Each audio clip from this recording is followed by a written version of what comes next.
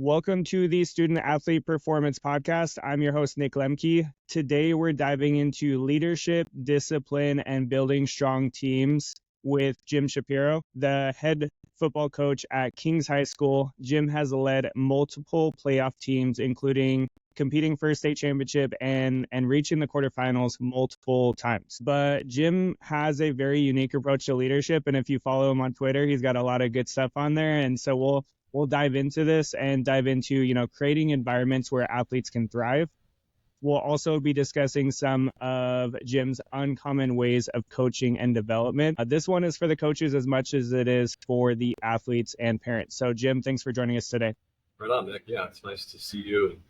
It's excited to be here with you and to share all that we know about sports and coaching and leadership. So thanks for the invite. Yeah, of course. Let's I know you have a very popular post on Twitter that's hit over 1 million people who have seen it. This one is about travel teams and showcases. So what's your opinion on travel teams and showcases impacting athletes today? Right, you're going to jump right into it, huh? We're going to go right into the mouth of the lion. I think big picture, I love the fact that kids can have multiple opportunities to get better at their sports. I'm not against that at all. I think the personalized coaching, training in any sport, be it baseball, be it football, basketball, does help an athlete kind of elevate their game. I think for me, having been around sports as a head coach and adult for 30 years, and then another 15 plus years before that as an athlete playing high-level soccer, football, track, I've just seen the evolution of the travel world, the travel club world, and I think there's certain things that just don't make a lot of sense to me. Primarily the amount of money that parents are paying for their kids to be involved in some of these. I'm not saying all, but in some of these clubs. And the travel that's required for some of these is just, that's the piece of pie that doesn't make the most sense to me. Knowing that we're here in the state of Washington, there's plenty of good quality teams to play. And so the case usually is we need to travel from here to Vegas or here to New York to go find an equal, U12 soccer team. Like that makes no sense to me. Yeah. So again, this high level, I think it's good to get extra training, to get professional, advice and opportunities to play and compete. I just have a hard time. I think parents need to really take a step back and look at the amount of money they're spending, the amount of wear and tear on their kids if they're especially one sport athletes, and then travel. I think it's always fun to travel for vacation. I'm sure it's fun to go to Vegas or to go to New York on a travel opportunity, but just the amount of time and energy families are spending, I think we could invest our time and energy in a better way in the local 2-3 hour radius and find plenty of competition. And also give the kids a break. They're going 12 months out of the year, and physically it's just not what's best for them. Yeah. I know that's a big one for baseball too, where they're just constantly traveling all year. And it's like, you got to have a break and have that balance. What about on the development side? How do you think that's impacting their development as athletes? Yeah, I think kids are specializing a lot earlier. I think part of what I should have said in the opening is a lot of these select club coaches are selling the fact that your kid has to play at this level now so they can make D1 fill in the blank. And that is an ultimate lie, in my opinion. You get 12, 13-year-old kids that are being sold this D1 vision, 14-year-old kids, even the 15-year-old kids. If you put in the work and you put in the time, you will develop and you will be elite and be able to get that Division I, opportunity. And by the way, there's nothing wrong with Division II or Division III. It's still a great competitive sport. But I think your questions around the development of the athlete, again, I think it's best to be well-rounded. I'd love to see kids who are playing multiple sports, especially for their schools. I have nothing wrong with a kid playing a select club or two. Like on my football team, I have multiple select soccer players. I have a ton of select and club-based baseball players. And they're also playing football. I think for their mental well-being, their physical well-being, and for mom and dad's pocketbook, I think maybe we should all approach this from a more well-rounded perspective than being all in with plenty of time into one specific sport at the club level. Yeah, no, it's so true. I mean, you look at a lot of those who want to play in the NFL someday, like you have a lot of examples of quarterbacks who played baseball, or you have Travis Kelce, or multiple tight ends, Tony Gonzalez, who also played basketball. Like, there's that diversity there, can really leverage you even as an athlete too. Yeah. We get Division I football coaches coming by our campus every season. And typically the second question out of their mouth versus what kind of kid is he? Is he a quality kid? The second is, what other sport does he play? And it's They want to see our football players on the basketball court. They want to see our football players throwing or running track. They want to know that they're multi-sport athletes because they can see their athleticism in a slightly different way. They might see it on the football field.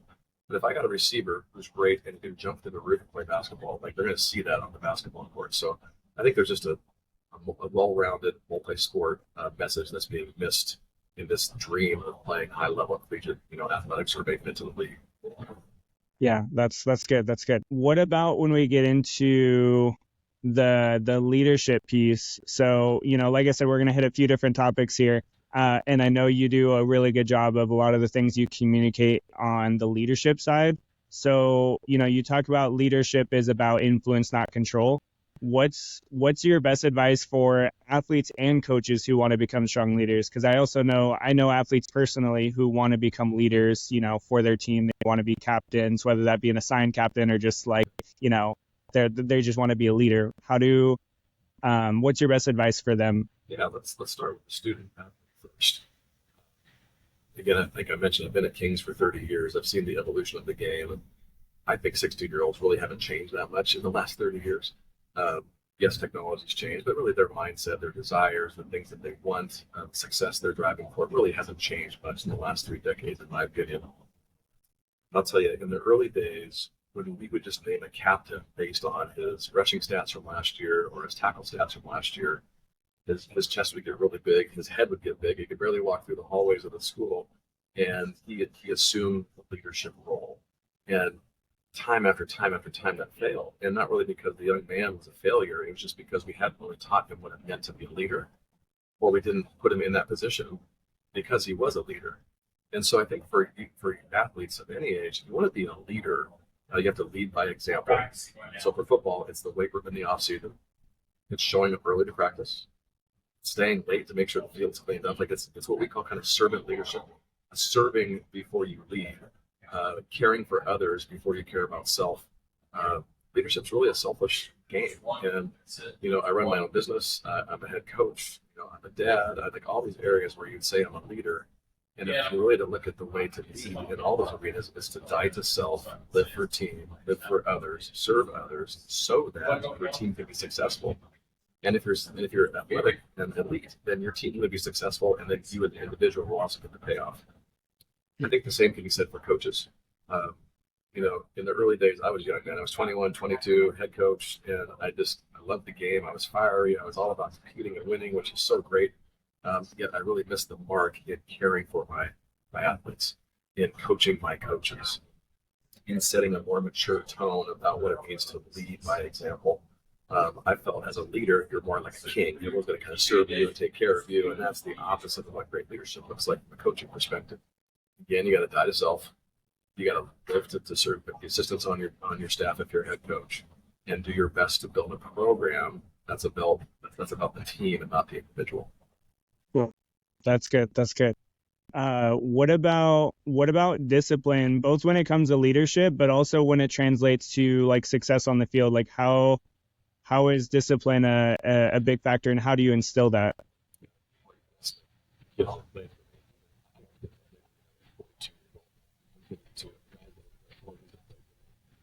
of the things, kind of the mantras they go back to, always close. You got to take care of the little things.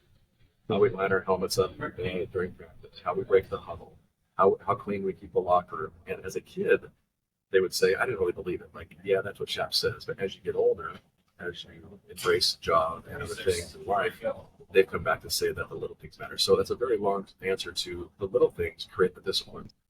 It's not that the discipline creates the little things. So if you pay attention to the small little degrees of things you can control, and I'll say that again, you can control being on time for the most part. You can control having your equipment ready. In fact, we had 16 kids out of our 60 last week that didn't have their appropriate knee pads on. And I said, that's like kind of going to war with a gun with no bullets. Like you're missing some things here. And so those little things add up to the big things. So discipline is built on the little things, built on the small things that happen. You take a cargo ship and just kind of get it on a 1 degree course. Just a small little thing over time. It's going to end up in either a positive or negative direction. So simple answer, I gave you a long one. It's discipline is found in the little things that we do on a daily basis. They add up to the big things. Do you have any examples of athletes you've seen who have excelled in the discipline? Yeah, I mean, it's interesting when you say that. I think of guys that have gone on to the military academies, that have gone to the police academies, that have done extremely well in their professional life. I mean, I got one kid in my mind there by the name of Jordan Burt, who played for me probably 8, 9 years ago, and he's an officer in the Marine Corps.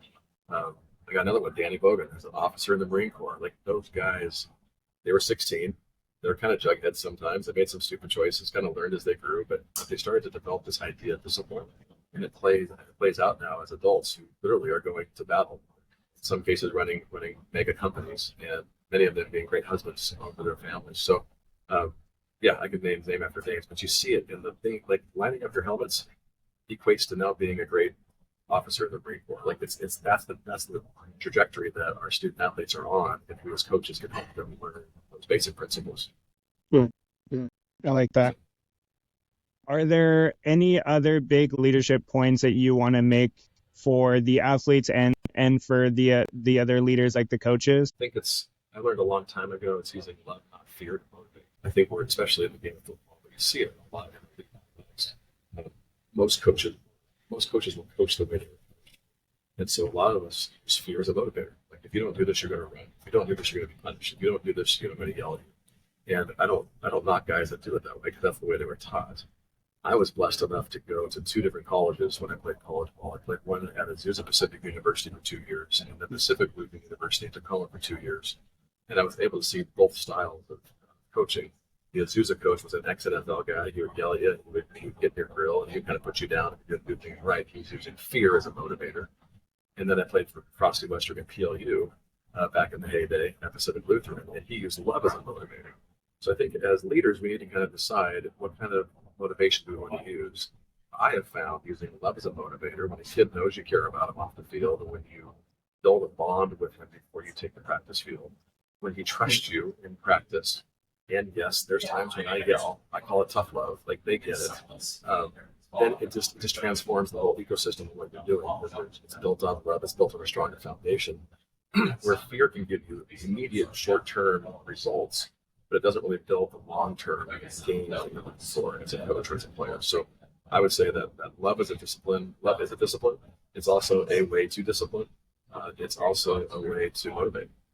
So yeah, I love that.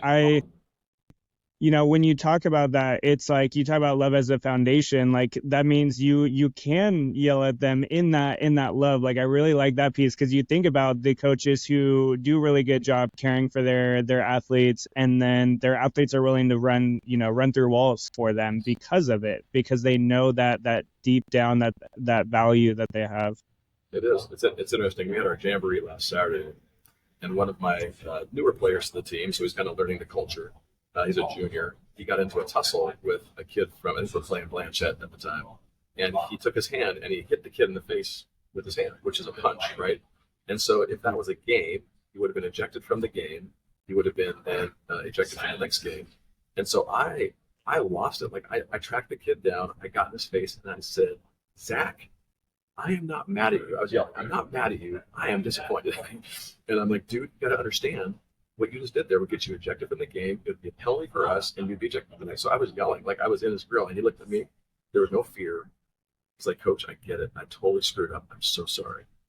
He gave him a hard high five and said, get back to work. So to be able to have that interaction, but we'd already built the trust. We'd already built what was going on. And I used language of, I am not mad at you. I'm disappointed, even though I'm fired up. But disappointed. I'm not mad. So it's the fear and love can sometimes look the same in coaching, but it's sure delivered in a different way. Yeah.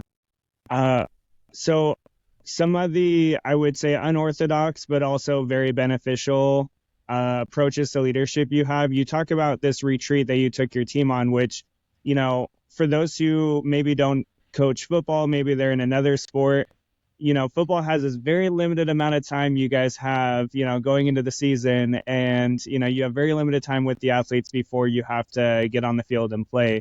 But you choose to do this retreat. Like, what makes that retreat so important, and how does that impact the team? Yeah. Well, every athletic team goes through stages. You form, you storm, and then you endure.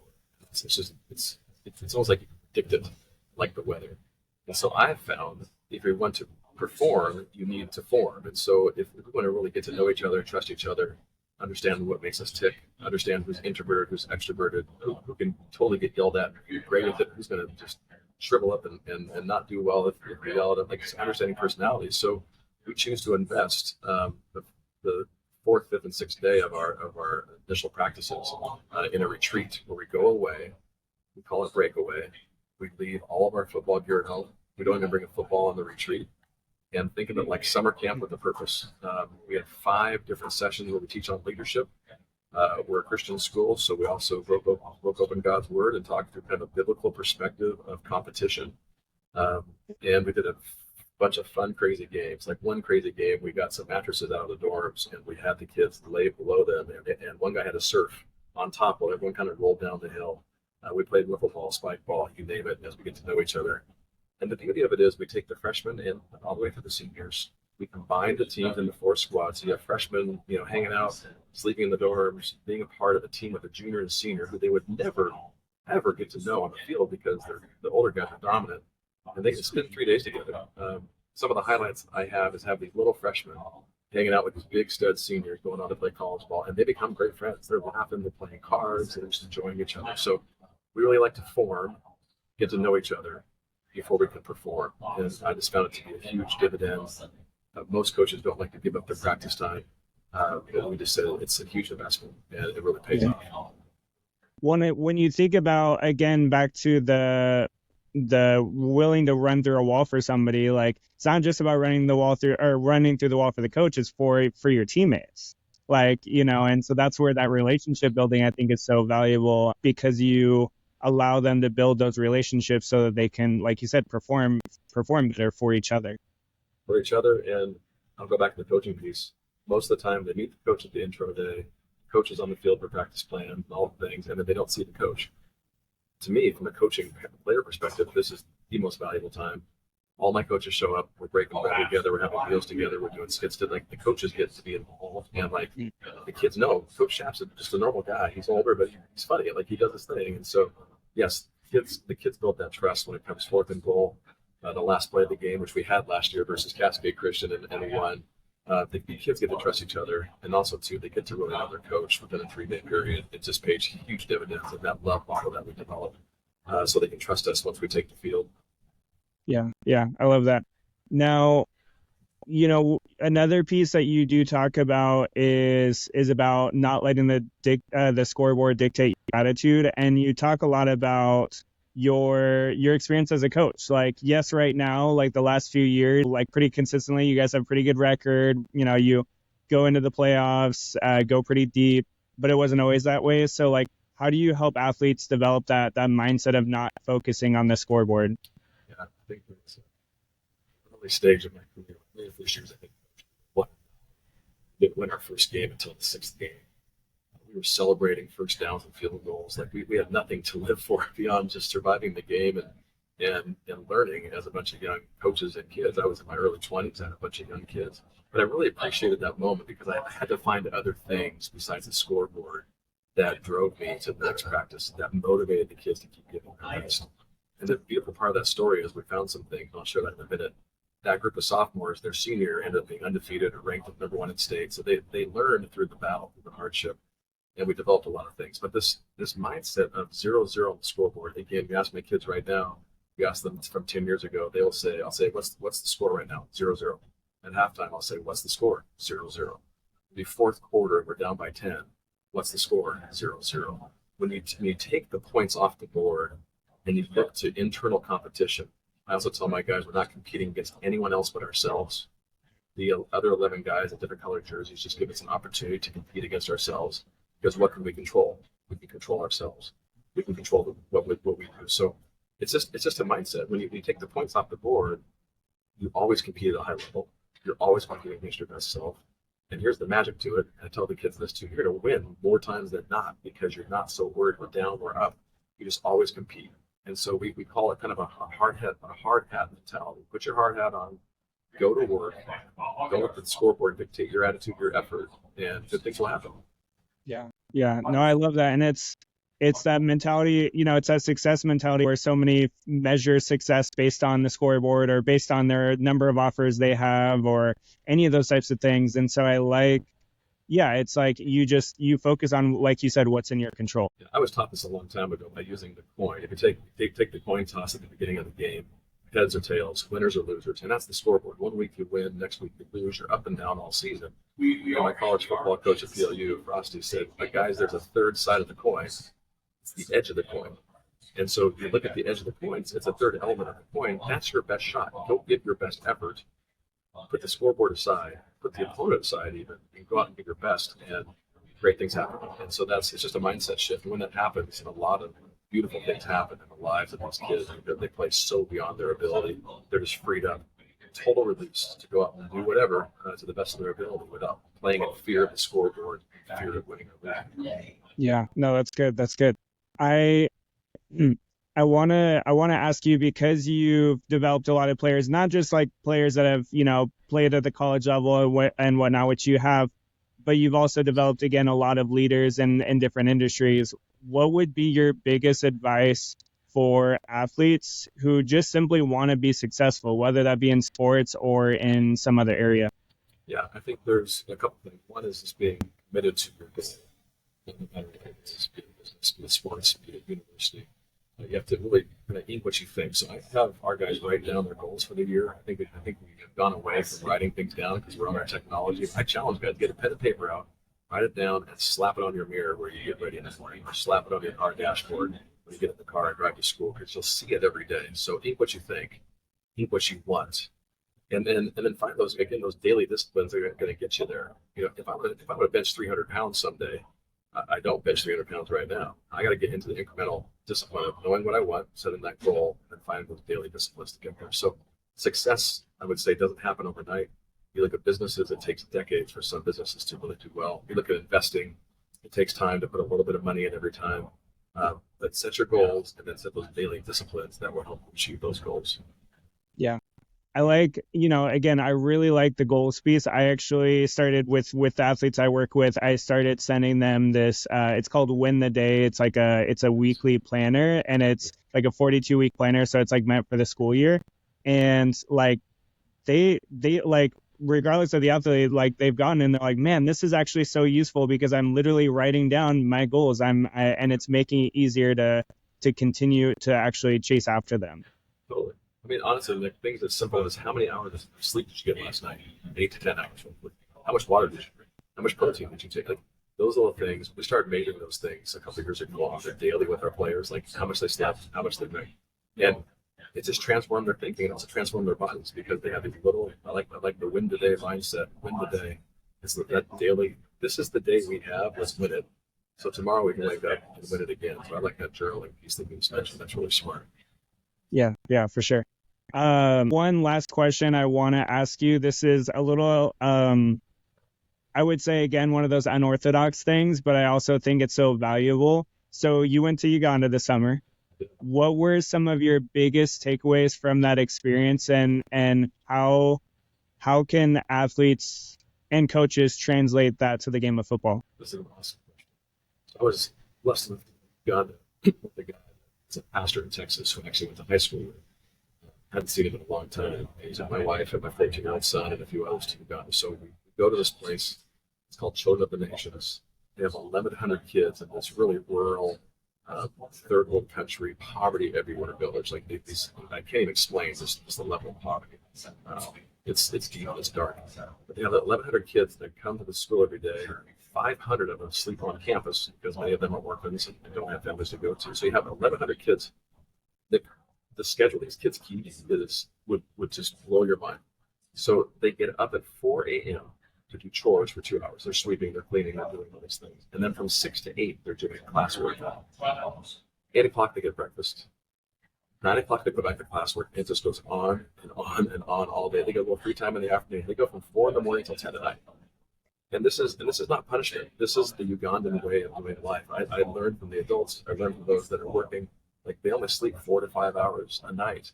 Not that we want that from a health perspective, but the amount of commitment they make to the daily, again, back to the win the day, and the amount of hard work these people put in is just mind blowing. So I think what we could take back is what I take back, and it's hard to translate to my 16, 17-year-old kids is, guys, you have no idea what hard work is like. Like, don't come to me complaining because your hot tub just broke and you couldn't take a hot tub last night, or that you got a flat tire on the way here. Like, don't even start.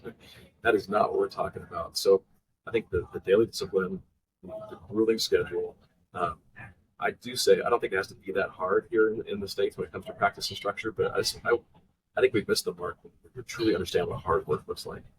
For some of us, I will say, we work in this North Seattle.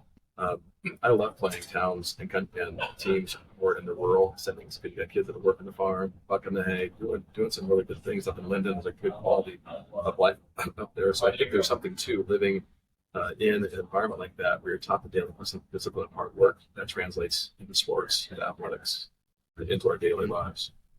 Yeah. No, it's just it's a whole different way of thinking. Like, I feel like, again, any of us need to go do really any other country outside the US and we'll get a whole new perspective on life. But I also, like you mentioned, they're essentially time blocking. This is something that I hear a lot from successful people is that time blocking of like, okay, we're doing this from this time frame to this time frame, and it allows you to really focus. Because I think you mentioned this in one of your posts, like when you were coming back, was that focus and being present piece. And when you are focused on a specific thing at a time versus like, oh, I'm doing my homework, but I also have my phone, right here in front of me, or whatever it might be. Like, you have those little things that as soon as you take your mind off of that thing for a second and look at your phone, that takes off 15 minutes of distraction or of attention right there. Yep. And so, yeah, those little details that we can take from them is, huge. I mean, I'm definitely an 8 to 9 hours of sleep fan, but yeah. Yep. But yeah, I know what you mean. Well, this kind of conversation is the joy these people have in the midst of sorrow, pain, war, many of them, they have found joy in the journey.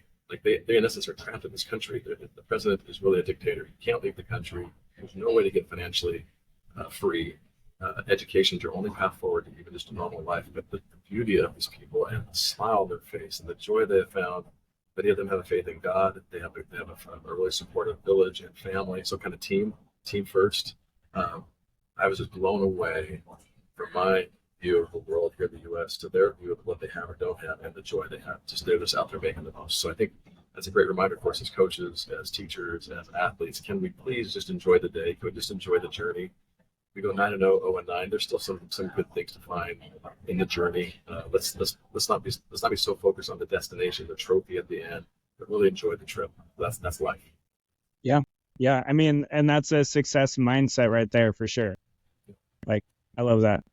Any other last things you want to leave the athletes in particular, or even the coaches in particular? I know you speak a lot to them in your content. Yeah, I think athletes specifically play multiple sports, enjoy these high school days, but it might go to college as well. Even at the D3 level, this gets different. It just becomes highly competitive, which is still fun. But man, junior high school, play multiple sports, enjoy the competition, enjoy the journey. You might not be a starter. You might be a third string quarterback who never sees the field, but guess what? You still have a role. You still have a purpose on that team. So just try and take a deep breath, slow down a little bit. Don't chase what's next. Enjoy what you have. And I think as coaches, my greatest challenge to you is to be more of a transformational coach versus a transactional coach. It's not what your athletes can do for you. It's what you can do for your athletes. Help transform lives, hearts, minds for good. So when you're older like me, they can come back and say, man, Chef, I'm a happy father. I'm a good worker. I'm a good, Marine, whatever it might be. And you as a coach will have a great reward knowing that you help transform those lives. Yeah. No, that's so good. Again, guys, go follow Jim on Twitter, X, whatever you want to call it. Check out I'll put in the show notes so you guys can get access to his content there, but definitely go follow him. Like, there's so many nuggets on a daily basis that you can take from him beyond just this episode. But Jim, thanks so much for joining us today and really just sharing again a lot of the stuff around leadership and discipline and really just what makes a great athlete. You bet, Nick. Yeah, thanks for the invite. And I follow you as well. You have great advice, all coaches out there, feel free to reach out to Nick. He's got a great mind around the work that he does. So thanks for the invite. And I'm sure we can do this again sometime. Of course. Yeah, I appreciate it. And listeners, share this with your other coaches, share this with the other athletes. And until next time, keep striving for greatness.